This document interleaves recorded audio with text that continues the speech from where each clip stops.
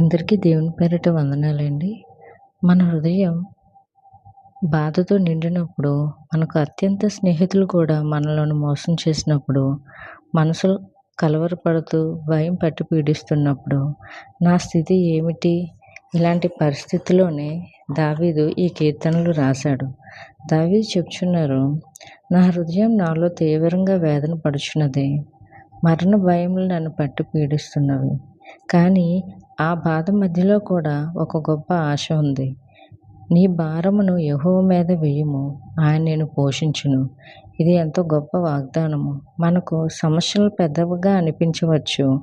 మన చుట్టూ ఉన్నవారు మనలను అర్థం చేసుకోకపోవచ్చు. కానీ దేవుడు మన ప్రార్థనలను ఆలకిస్తున్నాడు. ఉదయము, మధ్యాహ్నము, సాయంత్రము మనం ప్రార్థించినప్పుడు ఆయన మన ప్రార్థనలు వినుచున్నాడు. శత్రువులు చుట్టుముట్టిన, శత్రువులు మన హృదయాన్ని గాయపరుస్తున్న దేవుడు మనల్ని నిలబెడుతున్నాడు.